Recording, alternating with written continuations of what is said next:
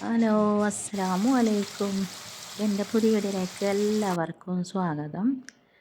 ഇന്ന് പ്രത്യേകിച്ച് നോമ്പ് തുറ കടികളൊന്നും ഉണ്ടാക്കുന്നില്ല. നല്ല ചിക്കൻ്റെ ഇറച്ചി ചോറാണ് ഉണ്ടാക്കുന്നത്. അതിനുവേണ്ടി ഒരു 1.5 കിലോ ചിക്കൻ നന്നായി കഴുകി ഉപ്പ്, മുളക്, മഞ്ഞളൊക്കെ ചേർത്ത് പൊരിച്ചെടുത്തിട്ടുണ്ട്.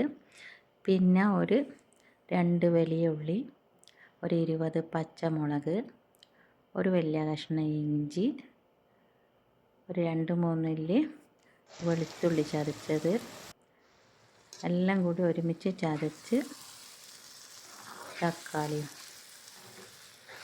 ഒരു 6 തക്കാളി ഒക്കെ ഇട്ട് നല്ലപോലെ എണ്ണ ഒഴിച്ച് ആ പൊരിച്ച എണ്ണയിൽ തന്നെയാണ് എല്ലാം ഇട്ട് കൊടുത്ത് ഒരുമിച്ച് വഴറ്റി കൊടുക്കുന്നത്.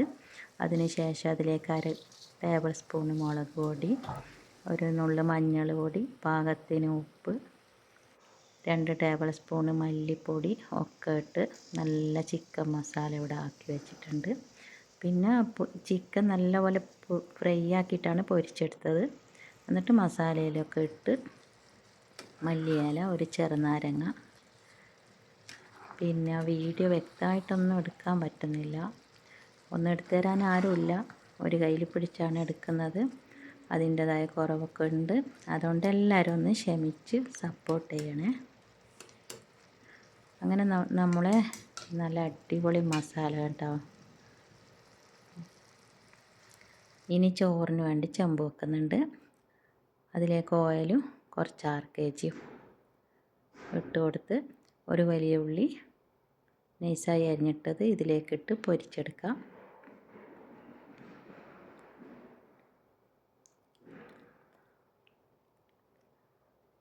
ഇറച്ചി ചോറ് എല്ലാവരും ഉണ്ടാക്കുന്നതാണ്, എന്നാലും ഞാൻ ഉണ്ടാക്കുന്നത് കാണിക്കുന്നതേ ഉള്ളൂ.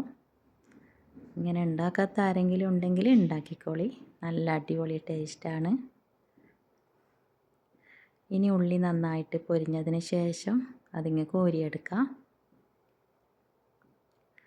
പിന്നെ പുതിയ ചാനലാണ്, പുതിയ കുറച്ച് കൂട്ടുകാർ വന്നിട്ടുണ്ട്. എന്നെ സപ്പോർട്ട് ചെയ്യുന്ന എല്ലാവരോടും ഒരുപാട് സന്തോഷമുണ്ട്, ഒരുപാട് നന്ദിയുണ്ട്.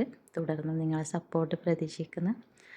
അങ്ങനെ 1 കപ്പ് അരിക്ക് 2 കപ്പ് വെള്ളം ഒഴിച്ച് കൊടുത്തു.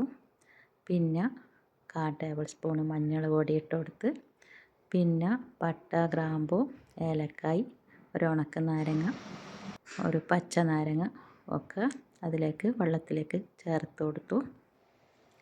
ഇനി ഇത് നല്ലപോലെ തിളച്ച് കഴിഞ്ഞാൽ ഈ മസാല കൊണ്ടുവന്നിട്ട് ഈ വെള്ളത്തിലേക്ക് ഇട്ട് കൊടുക്കുന്നുണ്ട്. എന്നിട്ടൊന്ന് ഇളക്കിയിട്ട് പാകത്തിന് ഉപ്പൊക്കെ ഉണ്ടോ എന്ന് നോക്കുക. ഇല്ലെങ്കിൽ കുറച്ച് ഉപ്പൊക്കെ കുറവുണ്ടെങ്കിൽ ഇട്ട് കൊടുക്കുക. ഒന്നും കൂടി തിളക്കുന്നത് വരെ ഒന്ന് അടച്ചു വെച്ച് കൊടുക്കുക ഇളക്കിയിട്ട്. അങ്ങനെ തിളക്കുമ്പോഴത്തേക്ക് നമ്മുടെ അരി കൈയ്യെടുക്കുക. ബിരിയാണിയുടെ അരിയാണ് എടുത്തിരിക്കുന്നത്. 1.5 കിലോ അരിയും 1.5 കിലോ ചിക്കനുമാണ് എടുത്തത്. തീ കെട്ടുപോയി, അങ്ങനെ ഒരു കത്തിച്ച് കൊടുത്തതാണ്.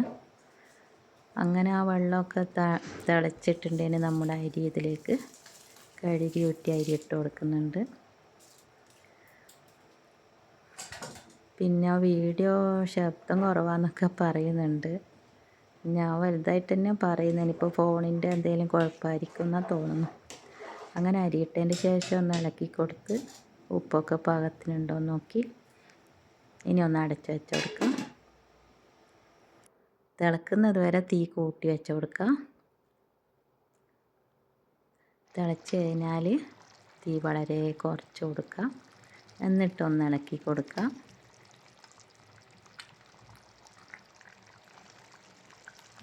അങ്ങനെ ഈ പരുവത്തിലായിട്ടുണ്ട് നമ്മുടെ ഇറച്ചിച്ചോറ്. നല്ല മണവും ഇതൊക്കെ വരുന്നുണ്ട് കേട്ടോ.